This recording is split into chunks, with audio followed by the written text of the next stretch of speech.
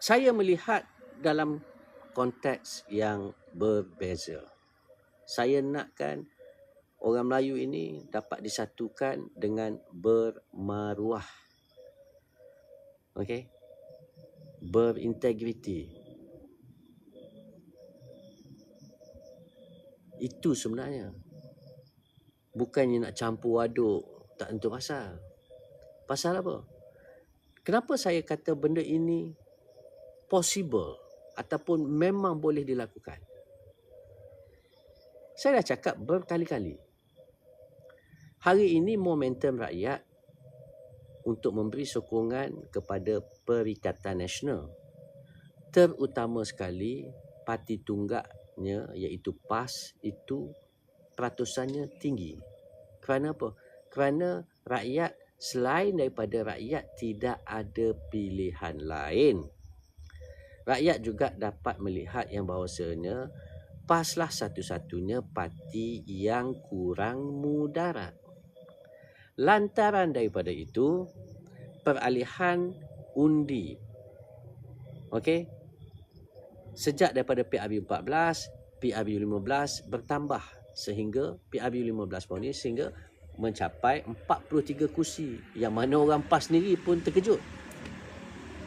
Okey, orang PAS sendiri pun tak sangka boleh menang sampai 43 kursi.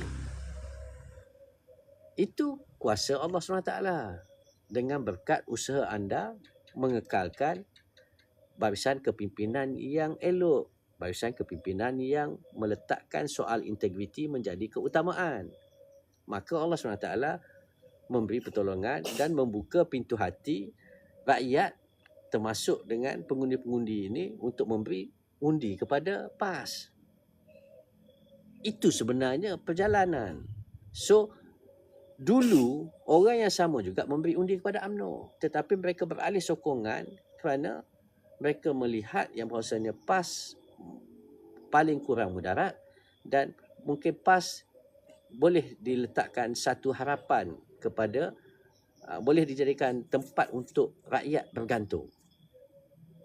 Rakyat hanya inginkan barisan kepimpinan yang bersih. Itu facts dia. Itu faktanya. Rakyat nak pemimpin yang bersih dia. Rakyat kebanyakan ini dia tidak ada apa-apa kepentingan dalam parti politik. Mereka ada kerja sendiri. Mereka cari makan sendiri. Dia bukan macam orang UMNO. Orang UMNO ni dia cari makan sebab tu dia akan jilat pemimpin dia. Tak. Rakyat kebanyakan ini mereka ada cara mereka cari makan sendiri. Mereka tidak akan gunakan parti politik ini untuk tempat mereka cari makan. Itulah sebetulnya. Jadi hari ini rakyat sudah mula sedar, beralih sokongan mereka daripada sebelum ini memberi undi kepada UMNO dan hari ini sudah pun memberi undi kepada PAS. Nampak tak dua konteks itu? Jadi pengundi yang sama. Cuma mereka beralih sokongan je. Left or right. Okey? Perkara ini telah pun berlaku di mana? Di Kedah. Perkara ini telah pun berlaku 36 tahun di Kelantan. Perkara ini juga berlaku di Perlis. Perkara ini telah pun berlaku 32-0 di Terengganu. Adakah Kedah, Perlis, Terengganu dan juga Kelantan tak ada UMNO? Ada UMNO. Kenapa mereka tak bagi undi kepada UMNO? Kenapa mereka tak bagi walaupun satu undi kepada UMNO di Terengganu? Kerana mereka nak meletakkan kerana rakyat hari ini meletakkan satu harapan yang tinggi kepada PAS supaya PAS dapat memperbetulkan negara. Dengan membariskan kepimpinan yang bersih, kepimpinan yang bagus. Maka mereka beri undi kepada PAS. Clear tak kat sini? Okey? Jadi, kalau kita mampu lakukan di Kedah, yang mana UMNO hanya menang satu kursi. Ahli parlimen langsung tak ada. Di Perlis, Teluk Ayam juga. Tak ada pun satu kursi. Di Kelantan hanya ada satu kursi. Sudah 36 tahun PAS merintah. Tak bagi can langsung kepada UMNO. Di Terengganu 32-0. Apa makna dia? Ini bukan pasal pantai barat ke pantai timur ke. Itu semua semua cuba untuk memperbodohkan kita.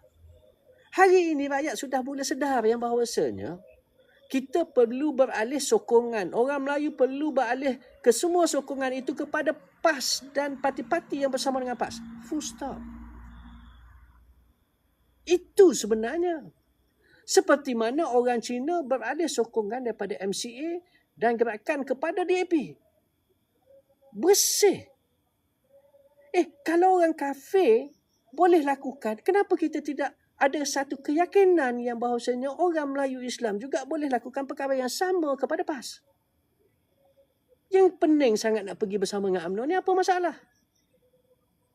Clear tak kat sini? Maksud dia, kita dah proven, kita dah lakukan di Kedah, di Kelantan, 36 tahun. Tak berganjak UMNO. Tak ada ruang UMNO. Pasal apa? Pasal rakyat dah tahu. Begitu juga di Perlis. Telur ayam. Apatah lagi di Terengganu. 40-0 termasuk 8 kawasan kursi parlimen. Maksudnya, kita nak menyatukan semua orang Melayu ini di bawah payung hijau, iaitu PAS, yang bersama dengan parti-parti komponen yang lain. Simple as that. Itulah penyatuan yang kita nak lakukan sebenarnya. Bukan campur aduk dengan yang mudarat dengan lebih mudarat. Itu sifir apa? Itu sifir broker maut. Itu sifir DNA UMNO cuba untuk memperbodohkan orang PAS dan demi untuk menyelamatkan parti UMNO ni. Sebab itu saya kata, pemimpin PAS perlu ada satu keyakinan yang tinggi. Must be firm. Firm. Jadi salahkah bila saya melontarkan sudut pandang saya sedemikian? Tak salah. Dan benda itu possible untuk kita lakukan. Yang Zoo yang tak berapa nak, kan keluar ayat tak elok-elok. Kamu tak faham. Kalau kamu kata kamu hebat, kamu punya hebatlah. Saya ada cara saya berfikir. Sama juga yang terpaling UMNO ni. Okey. Walhal dia baru kepada pemimpin-pemimpin korup dalam UMNO je. Nak condemn orang. Jadi maksud saya, penyatuan itu tetap berlaku. Tetapi kita nak menyatukan orang Melayu ini supaya orang Melayu ini beri sokongan padu kepada PAS. Dan kita telah buktikan di 4 negeri. Dan saya yakin kalau baru ni tidak ada campur tangan DNA UMNO di Johor, saya yakin kita akan bertanding ke semua 56 kursi. Menang kalah nombor 10. Adab bertanding. Brazil pun kalah. Brazil pun kalah, tak sempat nak masuk final quarter final. Masuk saja di DNA UMNO, last kali PAS dah high wire. Bagi alasan ini kubu kuat lah, itu alasan yang paling bodoh. Habis selama ini UMNO memerintah di Terengganu, bukan kubu kuat UMNO. Selama ini UMNO memerintah berdekat di Kedah, bukan kubu kuat UMNO. Selama ini UMNO memerintah di Perlis, bukan kubu kuat UMNO. Alasan tak masuk di akal. Sama ada kita nak lakukan ataupun tidak. Sama ada kita yakin ataupun tidak. Itu saja. Tetapi pasal apa? Interference ni di DNA UMNO ni. Okey? Broker maut ni. Tapi terpulanglah. Ini apa yang saya kongsikan itu hanyalah sudut pandang saya. Betul ke tak betul ke, terpulang pada anda nak menilai. Tetapi dari segi realistiknya, benda ini boleh lakukan. Perkara ini memang boleh dilakukan. Kerana kita telah buktikan di 4 SG4. Dan kalau kamu kata, di Johor UMNO kuat. Habis tu, di Terengganu, Berpuluh tahun UMNO merintah, UMNO tak kuat. Rakyat tolak juga. Berpuluh tahun UMNO merintah di Kedah, UMNO tak kuat. Sampai tak ada telur ayam. Berpuluh tahun UMNO merintah di Kelantan, sehingga hari ini 36 tahun UMNO tak mampu untuk ambil lebih daripada 2 kursi pun. Paling tinggi 2-3 kursi. 2 kursi daripada berapa puluh kursi. Di sini nak menunjukkan rakyat dah sedar. Inilah yang saya bersetuju dengan MB Sanusi kata semasa hari pelancaran jentera pilihan raya di Melaka. Kalau kita boleh lakukan, kita boleh hijaukan bumi Kedah, bumi Terengganu, bumi Kelantan. Saya tak ingat lebih kurang macam tu ayah. Dan kita mampu juga hijaukan bumi Melaka dan juga malah di Malaysia. Apa yang pening nak pergi tegeh-hegeh nak hulur tengkuk, nak bagi nak bentuk kerjasama dengan UMNO ni. Ini saya tak cerita lagi consequences, akibat daripada tindakan yang berlaku di Johor. Implikasi dia besar, implikasi dia rakyat, yang kebanyakan ini 65% yang tidak berparti ini akan melihat, bila PAS bagi laluan kepada UMNO di Johor, rakyat akan melihat, walaupun tidak ada mamat tu dia kata, ini bukannya ada satu agreement ke satu bentuk perjanjian. Tak perlu agreement, tak perlu perjanjian. Hanya melihat movement itu sudah memadai untuk rakyat menilai. Kamu ingat rakyat ni bodoh ke? Kalau kamu setakat kerja dengan pemimpin politik tu, tak payah nak cerita gebang lebih. Tak perlu, ini tidak ada konkret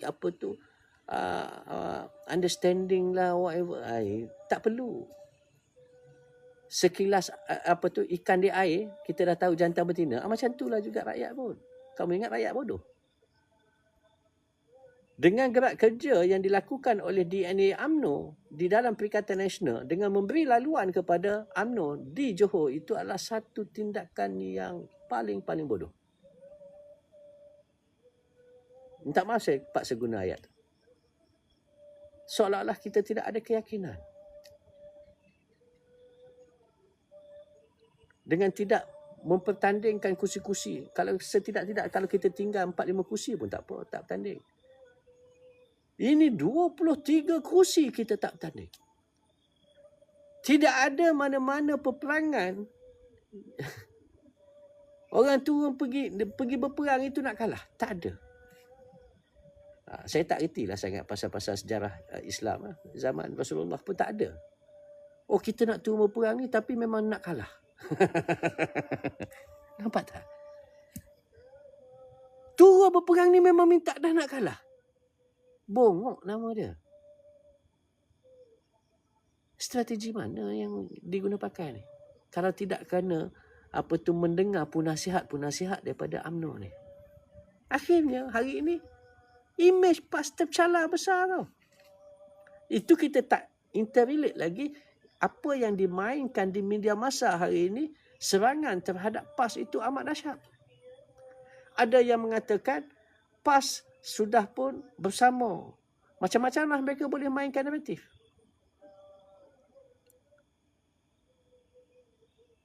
Spekulate macam-macam terhadap PAS.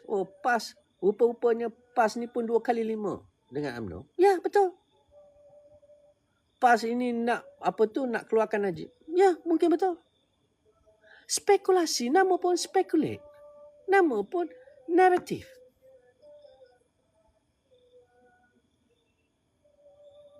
So, kalau kita bijak, kita kena cari kaedah bagaimana untuk orang kata menepis setiap naratif tersebut. Untuk kita menepis setiap naratif tersebut, kita jangan involve lah dengan benda-benda yang bodoh. Dengan percaturan yang dimainkan oleh DNA UMNO. Itu saja. Tetapi bila kamu bagi laluan kepada UMNO, rakyat boleh spekulate apa saja. Tanggapan terhadap sebuah parti yang kita lihat satu ketika dahulu sebuah parti yang gah, dan hari ini apa berlaku? Slightly damage. Okay? Tak tahulah slightly ke, memang betul dah damage ke, macam mana, wallahualam. Bukankah ini satu kerugian kepada kita? Menjaga imej, terutama tak kira lah imej syarikat ke, imej parti ke, imej diri kita sendiri, itu amat-amat penting.